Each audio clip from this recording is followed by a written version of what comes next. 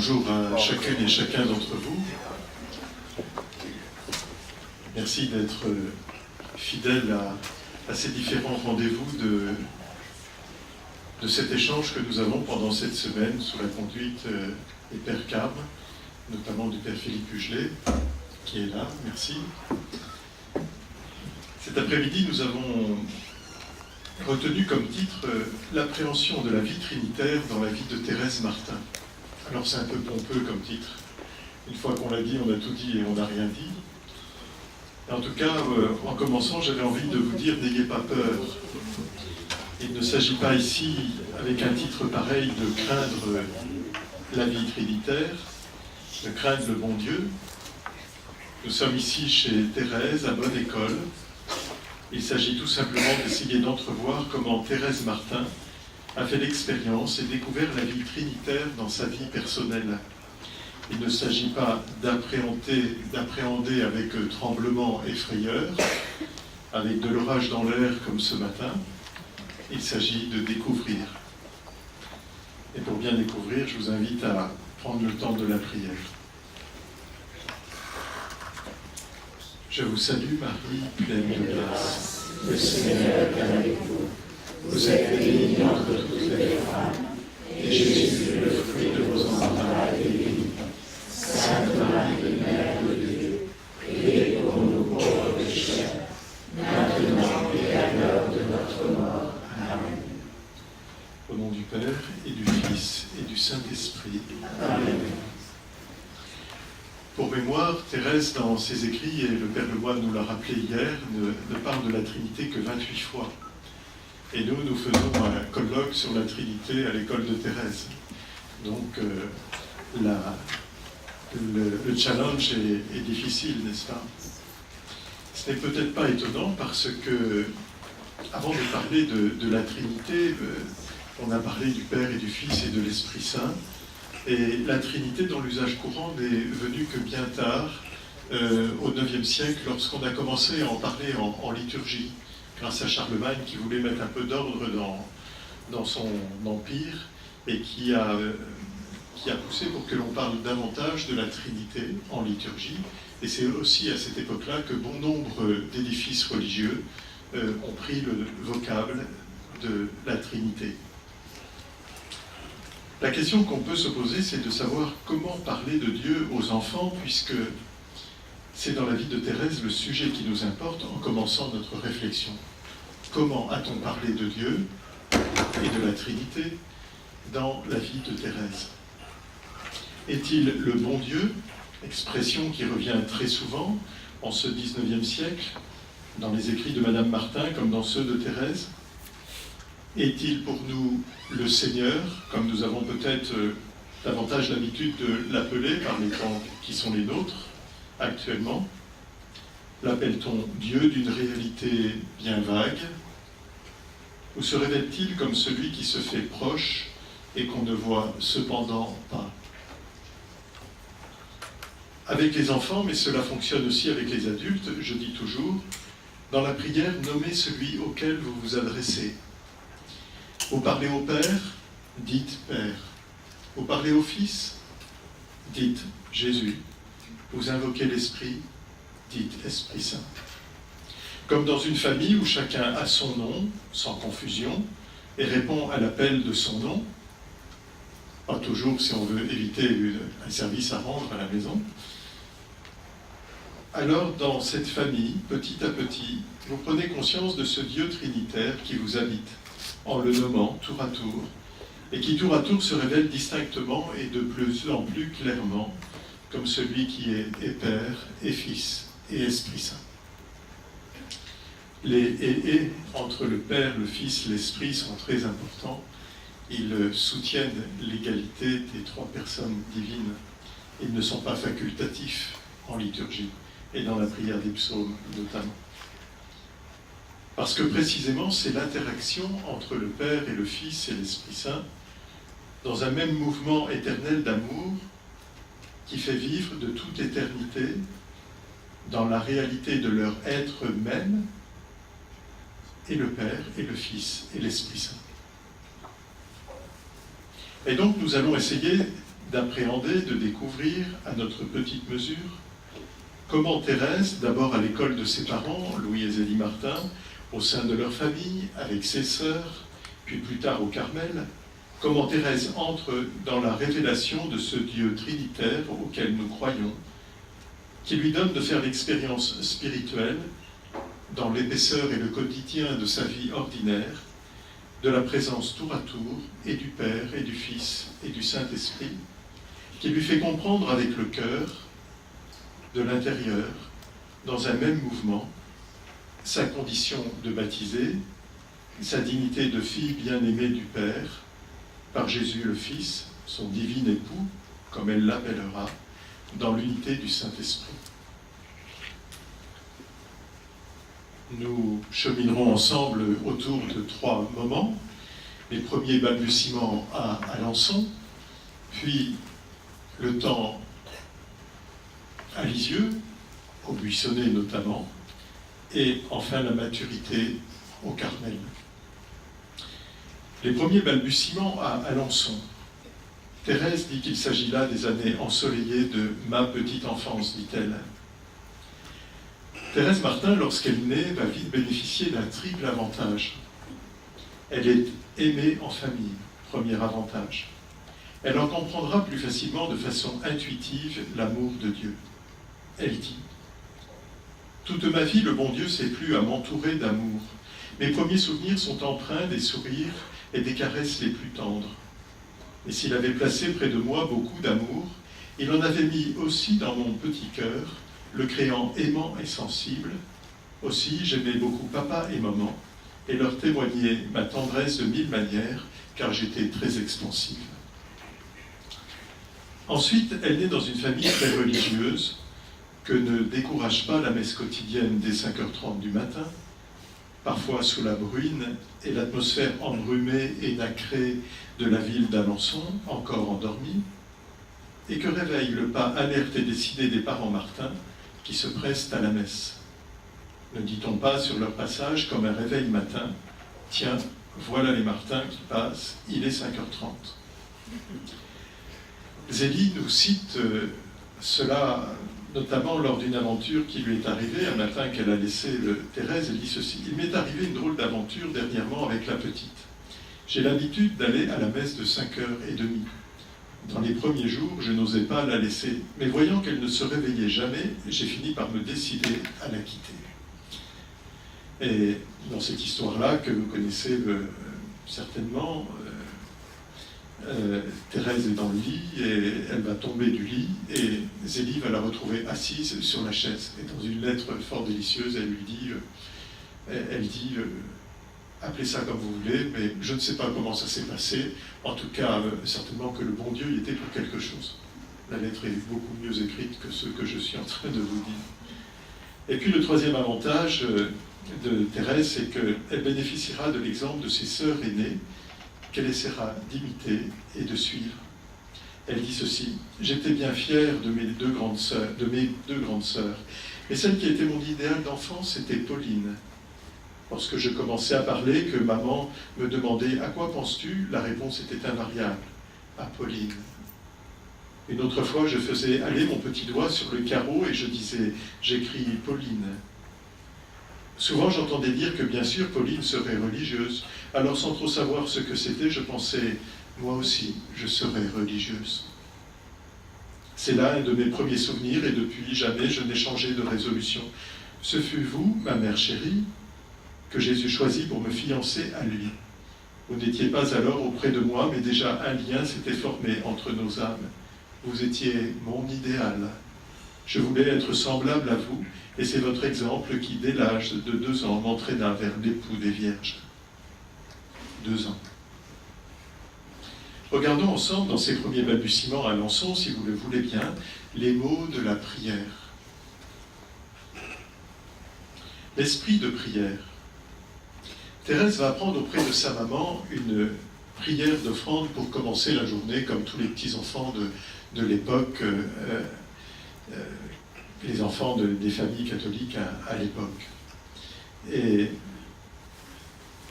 parce qu'il est assez difficile de comprendre comment Thérèse a été initiée à la prière. On ne peut y aller que par bribes et petites touches, en croisant différents éléments glanés ici ou là. Et voici la prière. Mon Dieu, je vous donne mon cœur, prenez-le, s'il vous plaît, afin qu'aucune créature ne puisse le posséder, mais vous seul, mon bon Jésus. Et Thérèse ajoute dans le manuscrit A au début, j'aimais beaucoup le bon Dieu et je lui donnais bien souvent mon cœur en me servant de la petite formule que maman m'avait apprise. Un autre jour qu'elle ne veut pas dormir, elle ne voudra pas dormir avant que son papa ne lui ait fait faire sa prière. Donc Thérèse est inscrite très tôt dans la prière. Nous n'avons pas trop de détails, mais simplement quelques indications qui nous permettent de tirer des lignes quelque peu logiques. Le jour où, lorsqu'elle est petite, on ne l'emmène pas à la messe, elle attend à la maison et on va lui... Quand elle attend que tout le monde rentre pour avoir du pain béni. Et un jour, sa sœur rentre sans pain béni parce qu'il n'y en avait plus, elle lui demande d'en faire. Tu n'as pas de pain béni? Eh bien, fais-en. Aussitôt dit, aussitôt fait, écrit-elle. Céline prend une chaise, ouvre le placard, attrape le pain, en coupe une bouchée et très sérieusement récite un Ave Maria dessus. Puis elle me le présente et moi, après avoir fait le signe de la croix avec, je le mange avec une grande dévotion, lui trouvant tout à fait le goût du pain béni.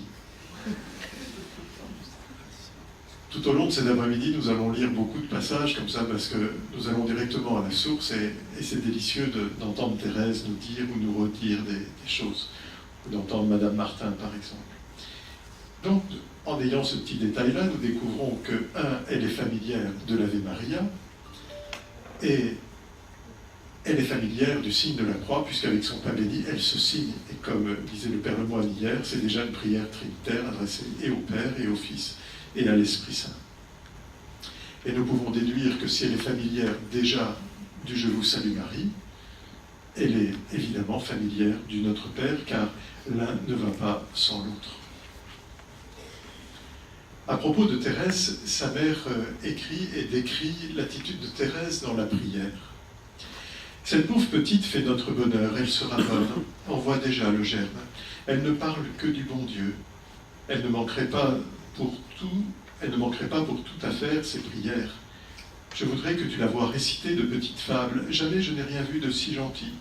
Elle trouve toute seule l'expression qu'il lui faut donner et le ton.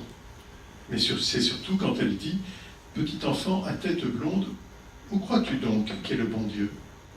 Quand elle en est à « Il est là-haut dans le ciel bleu », elle tourne son regard en haut avec une expression angélique. On ne se lasse pas de le lui faire dire, tant c'est beau. Il a quelque chose de si céleste dans son regard qu'on en est ravi. Thérèse poursuit un peu plus loin pour nous montrer ici comment la prière est quotidienne. Tous les détails de la maladie de notre mère chérie sont encore présents à mon cœur. Je me souviens surtout des dernières semaines qu'elle a passées sur la terre. Nous étions, Céline et moi, comme de pauvres petites exilées. Tous les matins, Madame le Riche venait nous chercher et nous passions la journée chez elle. Un jour, nous n'avions pas eu le temps de faire notre prière avant de partir, et pendant le trajet, Céline m'a dit tout bas, « Faut-il le dire que nous n'avons pas fait notre prière ?»« Oh oui, lui ai-je répondu. » Alors bien timidement, elle l'a dit à Madame le Riche. Celle-ci nous a répondu, « Eh bien, mes petites filles, vous allez la faire. » Et puis nous mettant toutes les deux dans une grande chambre, elle est partie. Alors Céline m'a regardé et nous avons dit, « Ah, ce n'est pas comme maman. Toujours elle nous faisait faire notre prière. » Voilà pour commencer, si vous voulez bien, l'esprit de prière, à travers les mots de la prière. Regardons, si vous voulez bien, le contexte religieux dans lequel tout cela se développe. Les exercices de piété, les pratiques, la mette, pour la messe à laquelle Thérèse réclame d'aller, le pain béni dont nous avons déjà parlé, le chapelet, l'adoration, les vêpres, les pèlerinages, la prière au pavillon, l'endroit où ils se sont retirés, où M. Martin se retirait un peu plus loin du centre, d'Alençon, et où il prie la Vierge Marie devant la statue de la Vierge du Sourire, qui est là, qui deviendra la Vierge du Sourire. Le mois de Marie également. Nous évoquons le contexte religieux parce que ce contexte est très important dans la vie des Martins, et comme en témoigne ce que dit Madame Martin dans la lettre 145 qu'elle écrit à Pauline le 7 novembre 1875. Elle lui dit qu'elle est allée visiter une famille qui était dans le deuil, non loin de chez eux, et Madame Martin écrit « Mon Dieu, que c'est triste, une maison sans religion ». Et dans la famille Martin, assurément, il y a de la religion. Le contexte familial des Martins est très religieux. La vie des saints fait partie des lectures quotidiennes. Zélie ne rechigne pas, après son travail, à lire une centaine de pages de la vie de Sainte Chantal, aux grandes dames de son employée, Louise, qui a l'air de dire « ça y est, ça recommence ». Thérèse aime ses parents et leur manifeste. Et Thérèse dit ceci: « Seulement les moyens que j'employais étaient bien parfois étranges, comme le prouve ce passage d'une lettre de maman. Le bébé est un lutin sans pareil, elle vient me caresser en me souhaitant la mort. Oh, que je voudrais bien que tu mourrais, ma pauvre petite mère. On la gronde, elle dit, c'est pourtant pour que tu ailles au ciel, puisque tu dis qu'il faut mourir pour y aller. Elle souhaite de même la mort à son père quand elle est dans ses excès d'amour. La petite Thérèse me demandait l'autre jour si elle irait au ciel. Je lui ai dit que oui. Si elle était bien sage, elle me répond oui. Mais si je n'étais pas mignonne, j'irais dans l'enfer. Mais moi, je sais bien ce que je ferai. Je m'envolerai avec toi qui serai au ciel. Comment le bon Dieu ferait pour me prendre? Tu me tiendrais bien fort dans tes bras. J'ai vu dans ses yeux, dit sa maman, qu'elle croyait positivement que le bon Dieu ne lui pouvait rien si elle était dans les bras de sa mère.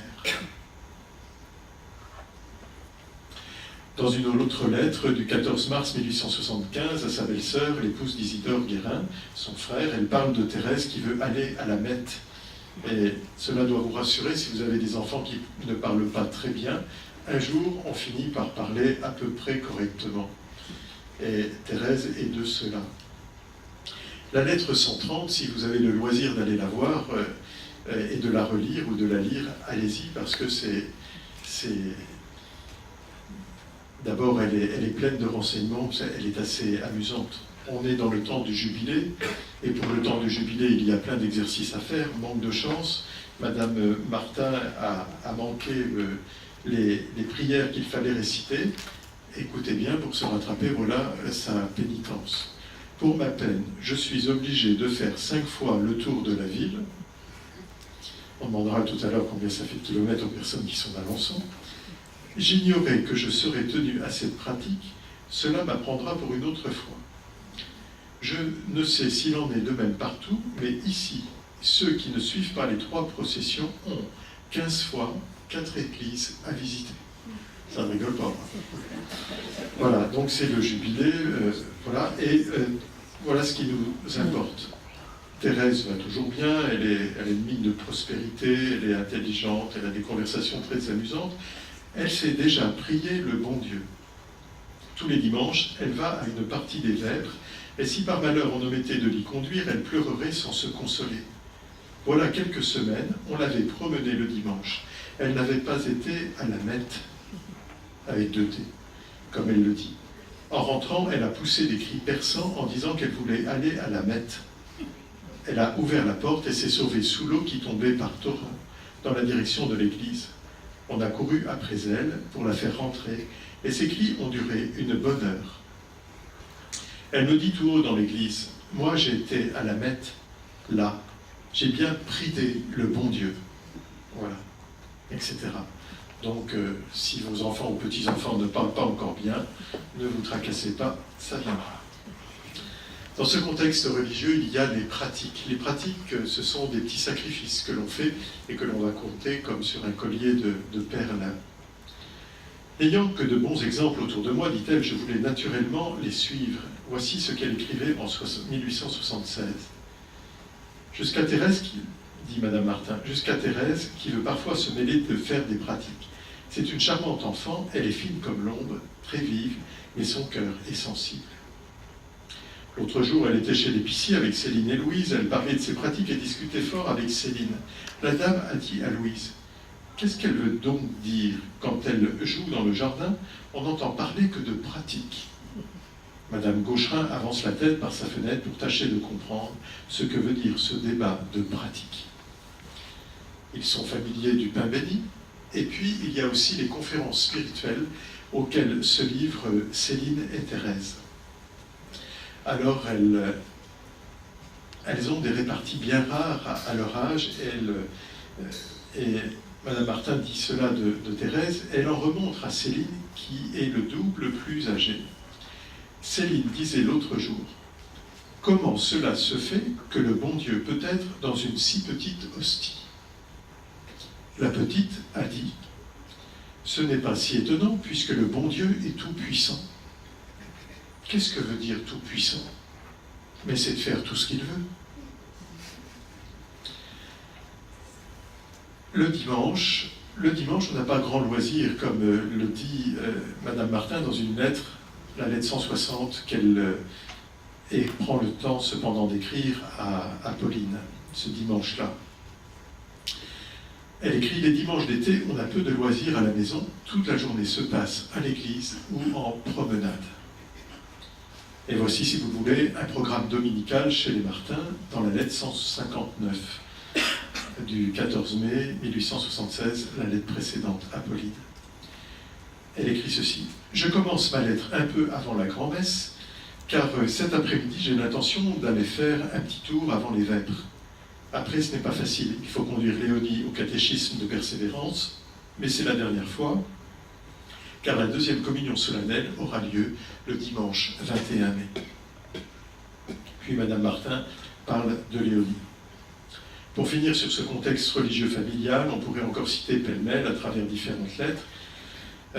Léonie qui sait son catéchisme dans la perfection, sa maman qui lui enseigne la vie de Jésus-Christ, Pauline qui peint Lecce, Homo et l'offre depuis sa pension, Céline qui sait par cœur son catéchisme comme elle connaît l'histoire sainte, Thérèse qui est tenace dans la prière lorsqu'on a oublié de la lui faire faire, et Thérèse qui veut aller au ciel et qui pour cela va être mignonne comme un petit ange. Il faudrait certainement citer encore à l'appui tous les exemples où les Martins se dépensent en charité et traduisent ici, d'une façon naturelle, ce que la prière leur inspire en une belle fécondité. Parce qu'ils sont greffés sur l'amour de Dieu, leur vie porte des fruits de charité, de bienveillance, de miséricorde et de simplicité. La communion de Léonie va être importante, et Thérèse dit ceci. Elle avait 2 ans et demi, le 23 mai 1875. Je me rappelle très bien sa première communion, surtout du moment où elle me prit sur son bras pour me faire entrer avec elle au presbytère. Cela me paraissait beau d'être porté par une grande sœur tout en blanc comme moi. Le soir, on me coucha de bonne heure, car j'étais trop petite pour rester au grand dîner, mais je vois encore papa qui vint au dessert, apportant sa petite reine des morceaux de la pièce montée. Il faudrait certainement ajouter, nous allons le faire quelque peu, les images de Thérèse, les images qu'on va lui donner comme des images pieuses, des images de communion, les autres images qu'elle va avoir en sa possession.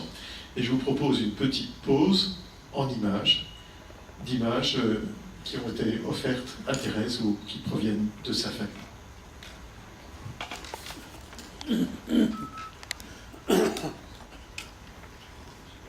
Je vous laisse lire en cours de route, on ne va pas trop s'éterniser parce qu'il faudra aussi avancer, mais ce qui m'a frappé en regardant les images hier, c'est de me rendre compte que certaines expressions des images, il nous est donné de les retrouver dans les écrits de Thérèse. Alors ici on a la tête de l'enfant Jésus, et mon Père, vous n'avez plus voulu d'holocauste, j'ai dit, me voici, reprenant la prière du psaume 49. On ne va pas tout lire parfois, comme ici, c'est trop long à lire. On voit ici Thérèse la Grande qui est avec l'enfant Jésus. Ici, vous avez une image qui est donnée par Sœur Marie de Gonzague au Carmel, Mère Marie de Gonzague, et ici, c'est l'horloge ecclésiastique, c'est ça, eucharistique, pardon. On voit le Père dans le haut, qui trône sur les nuages, il y a le Christ en croix sur le calvaire, et il y a le prêtre qui célèbre. Et vous avez au sol, ici, et l'autel est dessus, les 5 continents qui sont là, et le prêtre offre l'Eucharistie, tournée vers le Père, par le Christ, par le sacrifice du Christ, de Jésus-Christ, pour le salut du monde. Je me disais tout à l'heure, en la voyant, je me disais, je ne sais pas d'où vient l'idée, on demandera aux spécialistes que vous êtes, les uns les autres, quelle est la source de « je voudrais parcourir la terre et planter sur le sol infidèle votre croix glorieuse, mon Dieu », mais quand j'ai vu cette image tout à l'heure, et les 5 continents présents, je n'ai pas pu m'empêcher que de penser à cette phrase-là. Les images, et ça vaudrait certainement une conférence complète et plus sérieuse, les images de Thérèse vont forcément imprimer, les images impriment dans notre être profond quelque chose, des sillons, creusent des sillons. Et donc voilà. Ici, Jésus enseigne les petits-enfants, Jésus bénissait les petits-enfants, comme il est dit dans l'Évangile, avec une prière à droite. À ma Thérèse chérie, dit Mère Marie de Gonzague. Plus la croix est lourde, plus Jésus la soutient de son cœur, ici enflammé sur la gauche. Souvenir du 21 mai 1885. Thérèse Martin qui est reçue dans l'association des Saints Anges, comme nous en parlions hier au cours de la messe. Que tout vous soit indifférent, hormis Dieu seul, et l'amour du cœur de Jésus, lit-on ici. Et c'est du Sacré-Cœur de Jésus qui a offert cette prière. Ici, c'est une image de Noël offerte par des gens qui s'appellent Primois, je ne sais pas qui ils sont, donc on saura peut-être tout à l'heure si vous le savez. Et c'est une image pour le temps de Noël, le petit enfant de la crèche, avec les anges qui chantent la gloire de Dieu au-dessus. Je mets ce que j'aime sous ta protection. Jésus en croix. Doux cœur de Jésus, faites que je vous aime de plus en plus. Ici, une image, souvenir d'amitié à Thérèse Martin. Ces images sont très belles, hein, elles sont faites une à une, elles sont très belles. Oui. C'est en s'élevant vers Jésus que l'amitié se resserre. Il y a plusieurs images données ainsi par ce monsieur, cette personne. Je ne sais pas si c'est le nom qui me fait dire que c'est un monsieur, c'est peut-être pas un monsieur. Voilà. Belle image de dentelle, comme à cette époque. Une belle maxime, quand Dieu se retire du monde, le sage se retire en Dieu. Souvenir de la retraite du 8 septembre 1885, offerte par Sœur Saint-Placide. Cœur de Marie, vous êtes la seule forteresse d'où l'ennemi ne peut nous chasser. Alors, montrez-vous toujours une digne enfant de Marie, Sœur Saint-Placide, 31 mai 1887. Ici, l'âme pure. L'âme pure, c'est le lys qui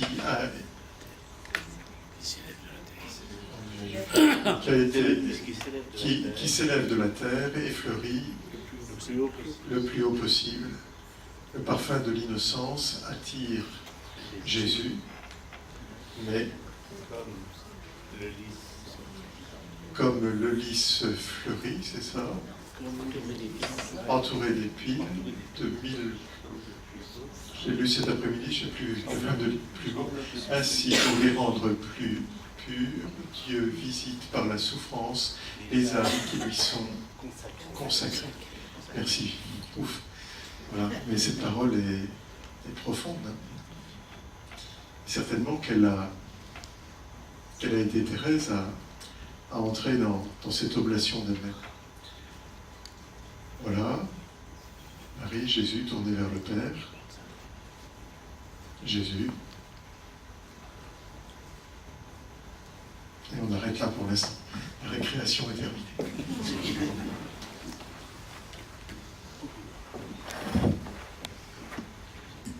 Deuxième partie, après Alençon, grandir à Lisieux. La seconde période de mon existence, dit Thérèse, la plus douloureuse des trois, surtout depuis l'entrée au Carmel de celle que j'avais choisie pour ma seconde maman.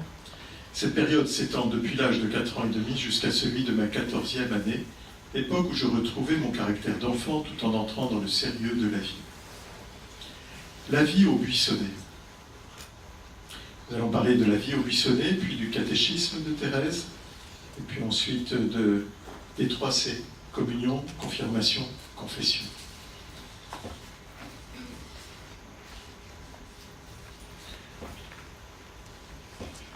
L'oraison de Thérèse. Alors, Thérèse rappelle ici le moment où elle allait à la pêche avec son père. J'aimais tant la campagne, les fleurs et les oiseaux. Quelquefois, j'essayais de pêcher avec ma petite ligne, mais je préférais aller m'asseoir seul sur l'herbe fleurie. Alors, mes pensées étaient bien profondes, et sans savoir ce que c'était que méditer, mon âme se plongeait dans une réelle oraison. J'écoutais les bruits lointains, le murmure du vent, et même la musique indécise des soldats dont le son arrivait jusqu'à moi, mélancolisait doucement mon cœur. La terre me semblait un lieu d'exil, et je rêvais le ciel.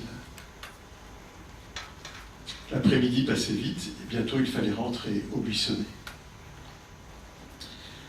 En 1884, Thérèse dit, à cette époque, personne ne m'avait encore enseigné le moyen de faire oraison. J'en avais cependant bien envie, mais Marie, me trouvant assez pieuse, ne me laissait faire que mes prières. Un jour, une de mes maîtresses de l'abbaye me demanda ce que je faisais les jours de congé lorsque j'étais seule. Je lui répondis que j'allais derrière mon lit, dans un espace vide qui s'y trouvait, et qu'il m'était facile de fermer avec le rideau, et que là, je pensais. « À quoi pensez-vous » me dit-elle. « Je pense au bon Dieu, à la vie, à l'éternité. Enfin, je pense. » La bonne religieuse rit beaucoup de moi. Plus tard, elle aimait à me rappeler le temps où je pensais, me demandant si je pensais encore. Je comprends maintenant que je faisais oraison sans le savoir, et que déjà le bon Dieu m'instruisait en secret. Alors si nous pensons, frères et sœurs, nous sommes certainement sur la bonne voie. Ensuite, elle poursuit cet exercice d'oraison chez les bénédictines où elle retourne pour devenir enfant de Marie à 13 ans. Personne ne faisait attention à moi, aussi je montais à la tribune de la chapelle et je restais devant le Saint-Sacrement jusqu'au moment où papa venait me chercher. C'était ma seule consolation. Jésus n'était-il pas mon unique ami ? Je ne savais parler qu'à lui. Les conversations avec les créatures, même les conversations pieuses, me fatiguaient l'âme. Je sentais qu'il valait mieux parler à Dieu que de parler de Dieu, car il se mêle tant d'amour-propre dans les conversations spirituelles. Après un autre moment que j'ai intitulé le jeu des solitaires. Je pense même que c'est l'expression est de Thérèse, je ne sais pas. Mais en tout cas, elle allait avec une de ses cousines, Marie, et elle jouait à l'oraison. Elle jouait à l'oraison tout en faisant et en étant occupée aux affaires de ce monde. Donc elle se redonnait, elle se passait la balle, et pendant qu'une était occupée à occuper ceux et celles qui étaient là, l'autre priait, et parfois elle priait sur leurs doigts, dans la rue, quand on venait les chercher. Puis un jour, on donne une part de gâteau que leur tante était venue les chercher pour le dessert, pour le goûter plutôt, et puis voilà que Marie oublie de sortir et de revenir à des considérations mondaines, et elle se signe avant de manger son gâteau, ce qui fit rire tout le monde. Le catéchisme de Thérèse. Thérèse dit qu'elle retenait facilement le sens des choses qu'elle apprenait, mais j'avais de la peine à apprendre mot à mot. Aussi pour le catéchisme, je demandais presque tous les jours, l'année qui précéda ma première communion, la permission de l'apprendre pendant les récréations. Mes efforts furent couronnés de succès et je fus toujours la première. Si par hasard, pour un seul mot oublié, je perdais ma place, ma douleur se manifestait par des larmes amères que M. l'abbé Domain ne savait comment apaiser. Il était bien content de moi, non pas lorsque je pleurais, et m'appelait son petit docteur à cause de mon nom de Thérèse. Une fois, l'élève qui me suivait ne sut pas faire à sa compagne la question du catéchisme. Monsieur l'abbé, ayant en vain fait le tour de toutes les élèves, revint à moi et dit qu'il allait voir si je méritais ma place de première. Dans ma profonde humilité, je n'attendais que cela. Me levant avec assurance, je dis ce qui m'était demandé sans faire une seule faute, au grand étonnement de tout le monde. Après ma première communion, mon zèle pour le catéchisme continua jusqu'à ma sortie de pension. Et l'on a au Carmel le catéchisme de Thérèse, qui est une réédition de 1882 qu'avait demandé Monseigneur Godin à l'usage du diocèse de Bayeux. Alors, dans ce catéchisme, on y présente l'histoire sainte dans une continuité historique, et c'est cette continuité historique qui est le gage de la vérité. S'il y a une rupture dans la transmission, la vérité est mise à mal. Et puis ensuite, il y a cette présentation doctrinale que Thérèse va apprendre par cœur et dont elle parlait tout à l'heure à travers les demandes et les réponses. La présentation de l'Église qui est faite dans son catéchisme est celle d'une Église combattante, positionnée face au monde comme une forteresse assiégée, qui sans cesse, avec la grâce de Dieu, se révèle et traverse l'histoire en vainqueur. Hors de l'Église, point de salut, assurément, et le texte même s'en prend aux fidèles, qui sont nombreux, aux infidèles qui sont nombreux, et pêle-mêle, les païens, les juifs, les hérétiques, qui sont baptisés mais éloignés de Dieu, les mahométans et les apostats. Et l'Église est encore présentée de façon pyramidale. Le catéchisme de Thérèse est aussi orienté vers les fins dernières, le jugement particulier et le jugement universel, qui mettra à la fin des temps en lumière le jugement particulier. Donc il faut bien se comporter en vue du jugement particulier, en vue de paraître devant le bon Dieu. Et cependant, malgré tout ça, et paradoxalement, les prières du chrétien dès le matin, à un autre endroit du catéchisme, invitent à la louange et à l'offrande de soi-même, et suivent alors le pater, l'ave, le credo. Enraciné sur le « demandez et vous recevrez » de l'Évangile, l'oraison qui suit plonge le chrétien dans l'amour de Dieu. Lorsque l'oraison dit ceci, « Faites-nous la grâce de concevoir le sentiment de votre amour divin, afin que nous vous aimions de tout notre cœur, en vous confessant de bouche et d'action, et que jamais nous ne cessions de vous louer. Vous ne cessez jamais de conduire vous-même ce que vous confirmez dans votre amour. » On pourrait croire à travers cette oraison à déjà du Thérèse avant Thérèse. La réponse de Thérèse sera réellement une réponse d'amour et de miséricorde. Dans cette vie au buissonnet, dans ce moment où Thérèse grandit à Lisieux, il y a ce que j'ai intitulé, faute de mieux, les 3 C. Communion, confirmation, confession. D'abord la première communion de Céline le 13 mai 1880. On ne va pas tout lire, mais je vous invite à vous reporter au manuscriat, car c'est dans le manuscriat que l'on a tout ça, et ces pages-là sont absolument délicieuses.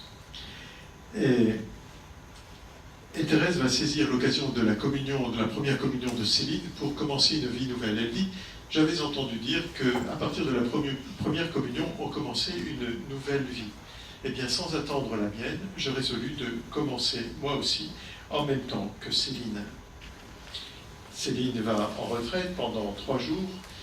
C'est la première fois que Thérèse est séparée de sa sœur Céline, qu'elle ne couche pas dans le même lit qu'elle, donc elle est un peu chavirée, même si son papa lui a offert des cerises qu'elle souhaitait partager avec sa sœur.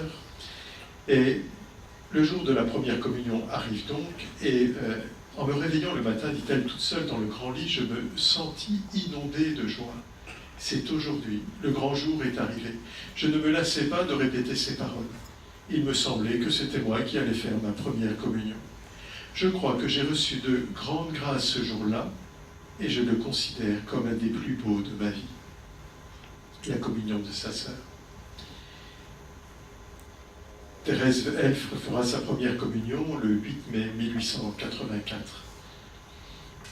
Elle avait rencontré auparavant dans la rue un jour un pauvre qu'elle voulait aider, et son papa venait de lui acheter un gâteau, et elle voulait offrir son gâteau à ce pauvre-là. Et elle n'osait pas le faire, elle ne savait pas trop comment le faire, et elle pensa alors à sa première communion. Et elle se dit que le jour de notre première communion, on obtenait tout ce que l'on demandait. Eh bien, elle se dit que ce jour-là, cette pensée me consola, et bien que je n'eusse encore que 6 ans, je me dis, je prierai pour mon pauvre le jour de ma première communion.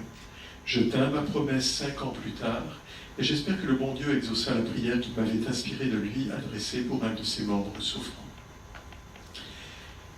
Elle dit ensuite, le beau jour arriva, et puis comme elle dit ceci au cœur de cet épisode que vous connaissez par cœur et encore mieux avec le cœur, qui nous a été rappelé tous ces jours, « Ah, qu'il fut doux le premier baiser de Jésus à mon âme.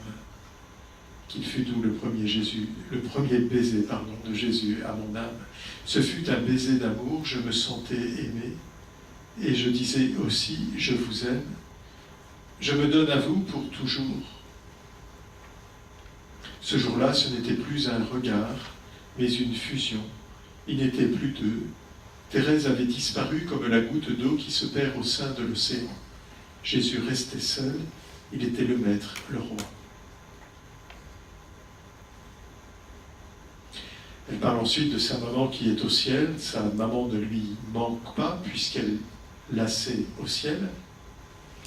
Et puis, le troisième C, c'est celui de...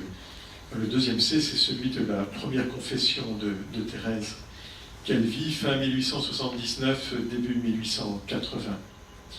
Et elle vit ceci de cette façon. Alors, peu de temps avant, son confesseur l'avait visitée au Buissonnet. Elle était très heureuse de recevoir, comme elle dit, mon confesseur. Car peu de temps avant, je m'étais confessé pour la première fois. Quel doux souvenir pour moi.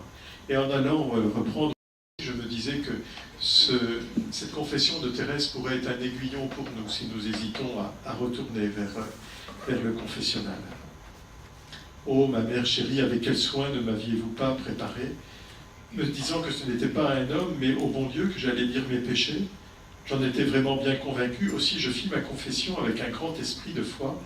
Et même, je vous demandais s'il ne fallait pas dire à Monsieur Dusselier que je l'aimais de tout mon cœur, puisque c'était au bon Dieu que j'allais parler en personne. Bien instruit de tout ce que je devais dire et faire, j'entrai dans le confessionnal et me mis à genoux. Mais en ouvrant le guichet, Monsieur Dusselier ne vit personne. J'étais si petite que ma tête se trouvait sous la banquette, où l'on s'appuie les mains. Alors il me dit de rester debout. Obéissante aussitôt, je me levai et me tournant juste en face de lui pour bien le voir, je fis ma confession comme une grande fille et je reçus sa bénédiction avec une grande dévotion. Car vous m'aviez dit qu'à ce moment, les larmes du petit Jésus allaient purifier mon âme. Je me souviens que la première exhortation qui me fut adressée m'invita surtout à la dévotion envers la Sainte Vierge et je me promis de redoubler de tendresse pour elle. En sortant du confessionnal, j'étais si contente et si légère que jamais je n'avais senti autant de joie dans mon âme. Depuis, je retournais me confesser à toutes les grandes fêtes, et c'était une vraie fête pour moi, à chaque fois que j'y allais. Thérèse va vivre sa confirmation, cette fois, le 14 juin 1884, et c'est, dit-elle, peu de temps après ma première communion. J'entrai de nouveau en retraite pour ma confirmation. Je m'étais préparé avec beaucoup de soin à recevoir la visite de l'Esprit Saint. Je ne comprenais pas qu'on ne fasse pas une grande attention à la réception de ce sacrement d'amour. Ordinairement, on ne fait qu'un jour de retraite pour la confirmation, mais Monseigneur n'ayant pu venir au jour marqué, j'eus la consolation d'avoir 2 jours de solitude. Alors, elle continue. Ah, que mon âme était joyeuse. Comme les apôtres, j'attendais avec bonheur la visite de l'Esprit Saint. Je me réjouissais à la pensée d'être bientôt parfaite chrétienne et surtout à celle d'avoir éternellement sur le front la croix mystérieuse que l'évêque marque en imposant le sacrement. Enfin, le moment arriva. Je ne sentis pas un vent impétueux au moment de la descente du Saint-Esprit, mais plutôt cette brise légère dont le prophète Élie entendit le murmure au mont Horeb. En ce jour, je reçus la force de souffrir, car bientôt, après, le martyre de mon âme devait commencer. Ce fut ma chère petite Léonie qui me servit de marraine. Elle était si émue qu'elle ne put empêcher ses larmes de couler tout le temps de la cérémonie. Avec moi, elle reçut la Sainte Communion, car j'eus encore le bonheur de m'unir à Jésus en ce beau jour. Après, il nous faudrait certainement parler de 3 moments forts de la vie de Thérèse, la grâce de Noël, où elle dit « Jésus a changé mon cœur ». En cette nuit-là, Jésus avait changé mon cœur.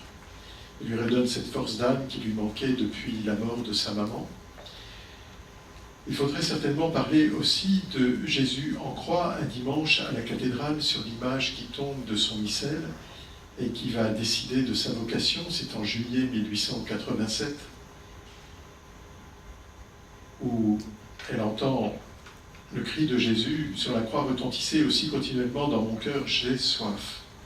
Et ces paroles allumaient en moi une ardeur inconnue et très vive. Je voulais donner à boire à mon bien-aimé, je me sentais moi-même dévoré de la soif des âmes.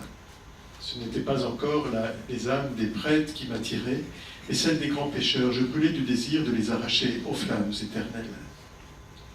Et puis il y a ce grand moment dans le jardin des Buissonnets à la Pentecôte 1887, où elle fait l'annonce à son père de son désir d'entrer au Carmel. Annonce baignée dans le silence, les larmes qui transforment les yeux de Louis comme ceux de Thérèse en diamants. Ils semblent se parler dans le silence et Louis, Monsieur Martin, a tout compris par avance. Vous irez, si vous le voulez, relire tous ces moments-là. Nous enchaînons avec la 3e partie, le moment au Carmel, le temps de la maturité. Nous regarderons quelques images à la fin, encore. Le temps de la maturité à travers quelques épisodes, quelques lettres ou moments de la vie de Thérèse. La lettre 137 à Céline du 19 octobre 1892 est enseignante. Elle nous parle de la conversion de Thérèse. À la suite de la retraite privée que Thérèse effectue, la lettre du 19 octobre 1892 trace l'ébauche de la spiritualité contemplative de sœur Thérèse de l'Enfant Jésus de la Sainte Face, qui va marquer toute sa vie et sa recherche de Dieu. Répondant ici à Céline qui lui demande des lumières spirituelles, Thérèse compare leurs 2 itinéraires de vie pour affirmer que, quoique différents, ils sont un même chemin sur lequel Jésus les invite à le rejoindre. Rappelée, cite-t-elle, à la réalité de la vie, libérée des rêves de la jeunesse, dit-elle, s'étant laissée ravir et séduire par leur bien-aimé comme le chante le cantique des cantiques, Thérèse comme Céline, chacune dans la voie propre qui est la leur. Comme Zachée, elles sont montées sur un arbre pour voir Jésus, préservées de ce monde par la grâce que Dieu leur a faite de le connaître lui. Elle cite Saint Jean de la Croix, tout est à moi. Elle parle de l'amour qu'elle porte à la Vierge Marie, qui est sa mère et dont elle est l'enfant, dans une relation qu'elle qualifie elle-même de naïve. Je trouve que je suis plus heureuse que vous, car je vous ai pour mère, et vous n'avez pas de Sainte Vierge à aimer. Et elle poursuit, Céline, quel mystère que notre grandeur en Jésus, révélée au sommet du sycomore, pour être tout à Jésus. Très pédagogue, sa pédagogie étant toute empreinte de sa découverte spirituelle, grâce à sa retraite, Thérèse interroge. Et maintenant, quelle science va-t-il nous enseigner? Jésus nous dit de descendre. Il faut que je loge aujourd'hui chez vous. Où devons-nous suivre Jésus? Nous devons descendre, afin de pouvoir servir de demeure à Jésus. Maître, où logez-vous? Qui n'avait pas de lieu où reposer la tête. Thérèse conseille sa sœur en lui ouvrant le secret de sa découverte, que Céline est à même de connaître elle-même. Céline, tu le sais mieux que moi. Tu comprends qu'il s'agit de l'intérieur. Ainsi, notre grandeur en Jésus consiste dans l'abaissement pour descendre à l'intérieur de nous-mêmes. Ce que Jésus désire, poursuit-elle, c'est que nous le recevions dans nos cœurs. Sans doute ils sont déjà vides des créatures, mais hélas, je sens que le mien n'est pas tout à fait vide de moi, et c'est pour cela qu'il me dit de descendre. Lui, le roi des rois, il s'est humilié, Isaïe 53:3, et Thérèse veut se cacher en lui seul. En partageant son expérience spirituelle qui va marquer toute la suite de sa vie mystique, Thérèse invite sa sœur à descendre encore davantage sur le chemin de l'abandon en Dieu pour être à Jésus seul. Elle conclut ainsi: c'est là, dans la retraite intime de l'âme, qu'il nous instruit ensemble. Et cette lettre-là marque un tournant dans la conversion de Thérèse, qui nous introduit à la suite. Elle écrit encore à Céline, dans la lettre 165 du 7 juillet 1894, où elle va parler des deux autres personnes de la Trinité. Cette lettre va nous plonger au cœur de la vie trinitaire, fruit de l'expérience spirituelle de Thérèse. Quel est le contexte? Les nouvelles de Léonie à la visitation ne sont pas bonnes. Une nouvelle fois, elle a du mal à se faire à la vie contemplative. Toute la famille s'inquiète. Elle est prête à sortir du couvent. La santé de M. Martin, qui est à la Muse, décline. Il mourra dans pratiquement 3 semaines. Et Céline est la seule qui soit au dehors, et Thérèse lui écrit pour la réconforter au cœur des ténèbres qui sont les siennes. Ma chère Céline, la lettre de Léonie nous inquiète beaucoup. Ah, qu'elle sera malheureuse si elle revient dans le monde. Mais je t'avoue que j'espère que ce n'est qu'une tentation. Il faut beaucoup prier pour elle. Le bon Dieu peut bien lui donner ce qui lui manque. Je ne sais pas si tu es encore dans la même disposition d'esprit que l'autre jour, mais je vais quand même te dire un passage du Cantique des Cantiques qui explique parfaitement ce qu'est une âme plongée dans la sécheresse et que rien ne peut réjouir ni consoler. Et elle cite ici le Cantique des Cantiques, au chapitre 6, les versets 10 et 11. Je suis descendu dans le jardin des noyers pour voir les fruits de la vallée, pour considérer si la vigne avait fleuri et si les pommes de grenade avaient poussé. Je n'ai plus su où j'étais. Mon âme a été toute troublée à cause des chariots d'Aminadab. Tous les commentateurs à propos des chariots d'Aminadab parlent du mal, du diable, du malin. Voilà bien l'image de nos âmes, dit-elle. Souvent, nous descendons dans les vallées fertiles. Et là, elle parle de la parole de Dieu. La parole de Dieu comme les vallées fertiles où notre cœur aime à se nourrir. Le vaste champ des Écritures qui tant de fois s'est ouvert devant nous pour répandre en notre faveur ses riches trésors. Ce vaste champ nous semble être un désert, aride et sans eau. Nous ne savons même plus où nous sommes. Au lieu de la paix, de la lumière, nous ne trouvons que le trouble, ou du moins les ténèbres. Mais comme l'épouse, nous savons la cause de notre épreuve. Notre âme est troublée par les chariots d'Aminadab. Nous ne sommes pas encore dans notre patrie, et l'épreuve doit nous purifier comme l'or dans le creuset. Nous nous croyons parfois abandonnés, hélas. Les chariots, les vains bruits qui nous affligent, sont-ils en nous ou en dehors de nous? Nous ne savons. Mais Jésus le sait bien. Il voit notre tristesse, et soudain sa douce voix se fait entendre, voix plus douce que le souffle du printemps. Reviens, reviens, ma Sulamite, reviens, reviens, afin que nous te considérions. Quel appel que celui de notre époux. Et quoi? Nous n'osions plus même nous regarder tant nous pensions être sans éclat et sans parure, et Jésus nous appelle. Il veut nous considérer à loisir, mais il n'est pas seul. Avec lui, les 2 autres personnes de la Sainte Trinité viennent prendre possession de notre âme. Jésus l'avait promis autrefois quand il était près de remonter vers son Père et notre Père, et disait avec une ineffable tendresse, « Si quelqu'un m'aime, il gardera ma parole, et mon Père l'aimera, et nous viendrons à lui, et nous ferons en lui notre demeure. Gardez la parole de Jésus. Voilà l'unique condition de notre bonheur, la preuve de notre amour pour lui. Mais qu'est-ce que cette parole ? Il me semble que la parole de Jésus, c'est lui-même. Lui, Jésus, le Verbe, la parole de Dieu. Il nous le dit plus loin dans le même évangile de Saint Jean, priant son Père pour ses disciples. Il s'exprime ainsi. Sanctifiez-les par votre parole est la vérité. En un autre endroit, Jésus nous apprend qu'il est la voie, la vérité, la vie. Nous savons donc quelle est la parole que nous devons garder. Comme Pilate, nous ne demanderons pas à Jésus « Qu'est-ce que la vérité ?» Nous la possédons, la vérité. Nous gardons Jésus dans nos cœurs.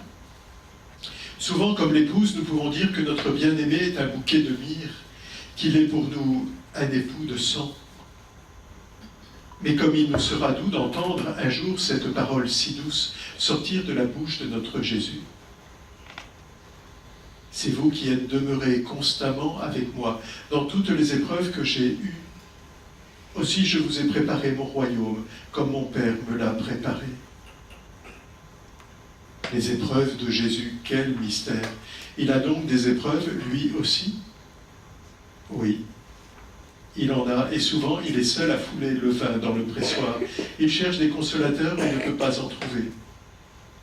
Beaucoup servent Jésus quand il les console, mais peu consentent à tenir compagnie à Jésus, dormant sur les flots ou souffrant au jardin de l'agonie. Qui donc voudra servir Jésus pour lui-même? Ah, ce sera nous. Céline et Thérèse s'uniront toujours de plus en plus. En elles s'accomplira cette prière de Jésus. Mon Père, qu'il soit un comme nous sommes un. Oui, Jésus nous prépare déjà son royaume comme son Père le lui a préparé. Il nous le prépare en nous laissant dans l'épreuve. Il veut que notre visage soit vu des créatures, mais qu'il soit comme caché, afin que personne ne nous reconnaisse que lui seul. Mais aussi quel bonheur de penser que le bon Dieu, la Trinité tout entière nous regarde, qu'elle est en nous et se plaît à nous considérer. Mais que veut-elle voir dans notre cœur? Sinon, comme il est dit dans le Cantique, au chapitre 7, des chœurs de musique dans un camp d'armée. Comment donc pourrons-nous chanter les cantiques du Seigneur sur une terre étrangère? Depuis longtemps, nos harpes sont suspendues au saule du rivage. Nous ne saurions nous en servir. Notre Dieu, l'hôte de notre âme, le sait bien. Aussi vient-il en nous dans l'intention de trouver une demeure, une tente vide au milieu du champ de bataille de la terre. Il ne demande que cela, et lui-même est le musicien divin qui se charge du concert. Ah, si nous entendions cette ineffable harmonie, si une seule vibration parvenait à nos oreilles. Nous ne savons rien demander comme il faut, mais c'est l'Esprit qui demande en nous avec des gémissements qui ne se peuvent exprimer. Nous n'avons donc qu'à livrer notre âme, à l'abandonner à notre grand Dieu. Qu'importe alors qu'elle soit son don qui brille à l'extérieur, puisqu'au-dedans brille le roi des rois avec toute sa gloire. Qu'il faut qu'une âme soit grande pour contenir un Dieu. Et pourtant l'âme d'un enfant d'un jour lui est un paradis de délices. Que sera-ce donc des nôtres qui ont lutté, souffert, pour ravir le cœur de leur bien-aimé? Dans une autre lettre à Céline du 19 août 1994, Thérèse insiste pour dire « Dieu se fait mendiant de notre amour ». Et elle dit, en parlant de Jésus, lui qui était heureux avec les deux personnes de la Trinité. Elle parle d'avant de sa venue sur la terre. Il faudrait ajouter à cela certainement L'acte d'offrande à l'amour miséricordieux dont on a déjà parlé. Il faudrait entendre encore ce que dit Thérèse à Léonie, qui, dans une lettre du 12 juillet 1896, la lettre 191, lui dit « Je suis faible, tu sais que je compte sur toi ». Et Thérèse lui répond par la lettre 191 en lui disant le 12 juillet 1896. Le 12 juillet est important pour nous aujourd'hui. Il suffit de prendre Jésus par le cœur. Les plus petites actions faites par amour sont celles qui charment son cœur. Nous qui vivons dans la loi d'amour. Nous voyons bien à travers tout cela que, comme il était dit hier, Thérèse est centrée sur Jésus qui lui ouvre les bras du Père dans la grâce de l'Esprit Saint. Et c'est ce qu'on appelle en termes savants l'inhabitation trinitaire, qui se trouve ainsi au cœur de la vie de Thérèse et de sa spiritualité. En terminant, il me revenait à la pensée cette parole de Thérèse, découvrant Romains 8, dans ce chapitre où le Père est appelé Abba. L'Esprit Saint que vous avez reçu ne fait pas de vous des gens qui ont encore peur, des esclaves. Il fait de vous des fils. Poussés par cet esprit, nous crions vers le Père en l'appelant Abba. Et Thérèse conclut qu'il est doux de pouvoir appeler le bon Dieu Papa. C'est assurément à travers l'expérience de sa vie, c'est assurément Jésus qui lui a appris à connaître le Père. Et c'est encore l'Esprit Saint qui lui permet d'en goûter la douceur.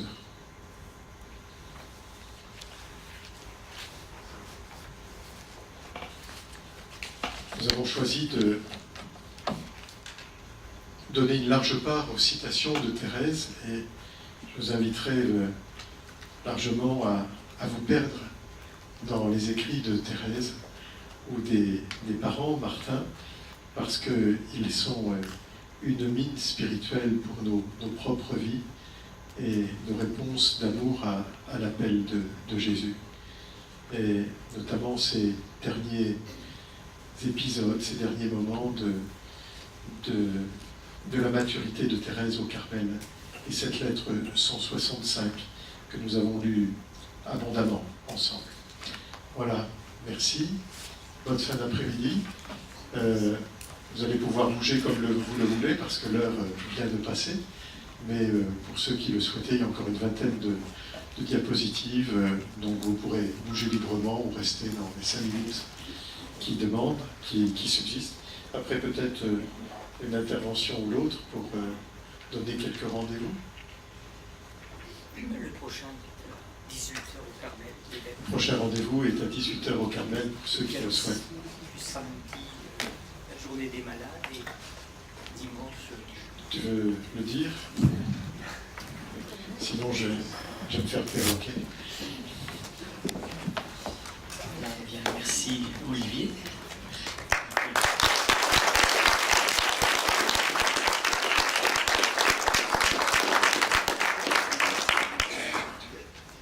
Alors les prochains rendez-vous, bien sûr, c'est jusque dimanche, chaque jour les rendez-vous il n'y aura plus de conférence demain, mais c'était la dernière. Mais donc samedi, il y a la journée des malades, avec la messe présidée par Monseigneur Boulanger à 15h30. Samedi soir, et puis samedi s'ouvre aussi le pèlerinage de la famille du Carmel, au Carmel, sur le site du Carmel. Et puis dimanche, donc, il y aura la messe à 10h30, l'installation du Père Olivier Ruffray, et l'après-midi, la procession des reliques de Thérèse, de retour de Thérèse au Carmel, avec la procession à 15h de la basilique au Carmel. Et les fêtes s'achèveront donc au Carmel avec les vêpres de dimanche soir, de 16h, après vers 16h, vers 15h30, 16h. Et le samedi matin, il y a aussi une préparation à l'après-midi de la célébration du Sacrement des Malades à la basilique à partir de 10h. Alors voilà, donc vous pouvez bouger comme vous le voulez, ça ne va pas nous empêcher de regarder, ne vous tracassez pas. Bonne soirée, bon retour, et on continue, pour ceux qui le veulent. Alors, ô bon Jésus, ne vous éloignez pas de moi, je ne veux plus vous déplaire. Avec une parole pour demander pardon à Jésus, à l'enfant Jésus. Si je pleure, ô bon Jésus, c'est parce que je vous ai fait de la peine. Pardonnez-moi encore cette faute, mon Jésus, je ne recommencerai plus. Voilà. De quoi buriner l'âne. Ici, une parole de la bienheureuse Marguerite Marie. Il n'y a que le pur amour de Jésus qui nous fasse faire tout ce qui lui plaît et de la manière qui lui plaît. En découvrant ces choses-là, on pense à des choses de Thérèse. Ici, Jésus est au jardin qui cueille les fleurs. Le divin maître cueille les fleurs de son jardin réservées à lui seul.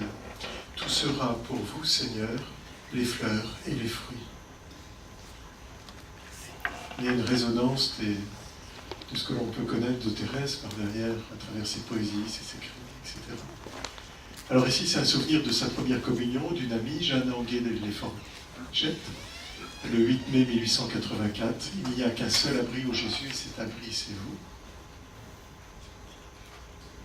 Il y a plusieurs images de communion à la suite ici. Et ici, c'est Thérèse qui a écrit ceci, le 8 mai 1884.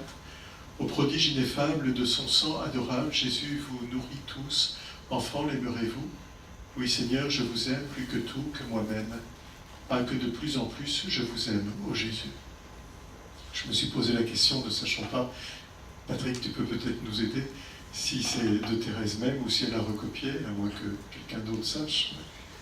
Je ne sais pas. Et je n'ai pas pris le temps d'essayer de voir. Peut-être Pauline, je ne sais pas. En parlant de Pauline, ça c'est une image de Pauline qu'elle a peinte pour la première communion de Thérèse, le 8 mai 1844. Alors il y a celle-ci, il y a celle d'après, et Thérèse écrit, et je la montre à tout le monde parce que c'est Pauline qui l'avait faite. Voilà, Thérèse Martin, 8 mai 1884. Une autre image de communion, mon plus beau jour, avec le nom des amis. Alors la première liste, ce sont celles qui font la première communion, et c'est la seconde communion de celles dont le nom est en dessous. Alors Thérèse était dans la première liste. Ô Dieu, j'attends tout de votre ineffable bonté à laquelle je m'abandonne avec la plus entière confiance. Sainte Gertrude, même image au dos. Plutôt mourir que de souiller mon âme par un péché mortel. C'est la dernière phrase de cette liste. Celui qui porte Dieu dans son cœur porte partout son paradis avec lui, saint Ignace.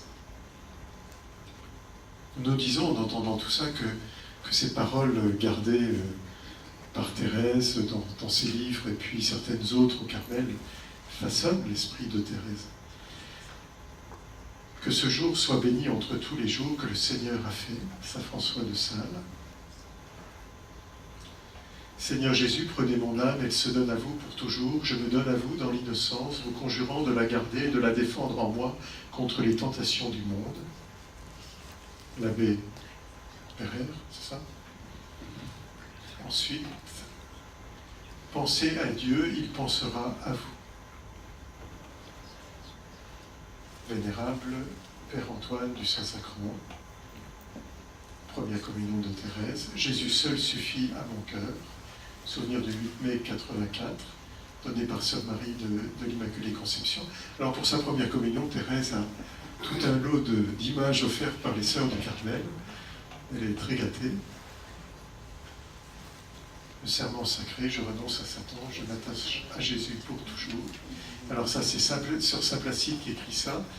Alors, que le souvenir de ce beau jour, cher enfant, à jamais gravé dans votre cœur.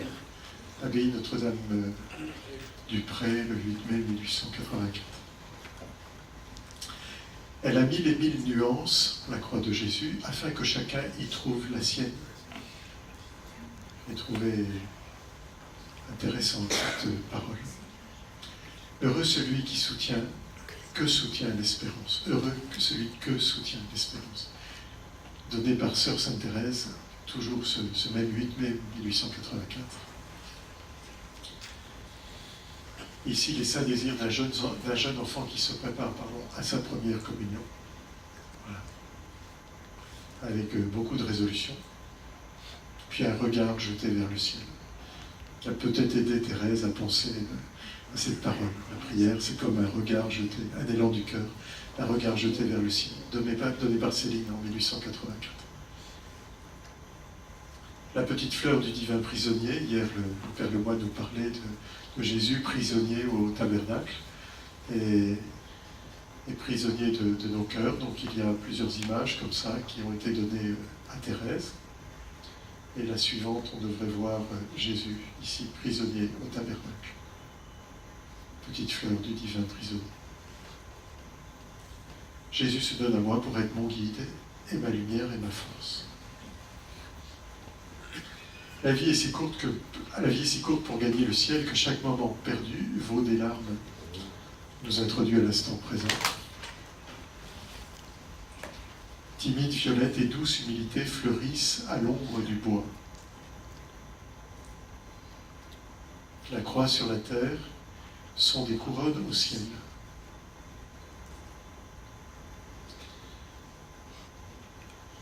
J'ai mis cette image ici aussi parce qu'enfin on a une image où il y a la Trinité complète, enfin la Trinité, pardon, le Père tout là-haut, entre ses bras l'Esprit Saint, je ne sais pas si vous voyez bien, et Jésus, voilà, qui se montre. Enfin. On peut y aller, et c'est peut-être la dernière. C'est la dernière, merci Pierre. Voilà, merci. Merci à tous ceux qui ont peint et offert ces images. Tout à l'heure, les images, je suis aussi allé les voir dans ce beau livre que l'on vient d'emprunter tout à l'heure ici. Il y en a un autre, mais l'autre édition est épuisée, paraît-il, mais c'est absolument superbe.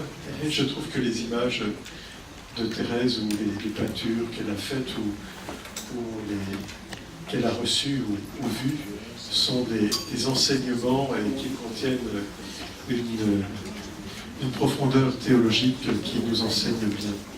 Voilà, bonne soirée, bonne continuation dans cette semaine de fête thérésienne et à bientôt. Merci.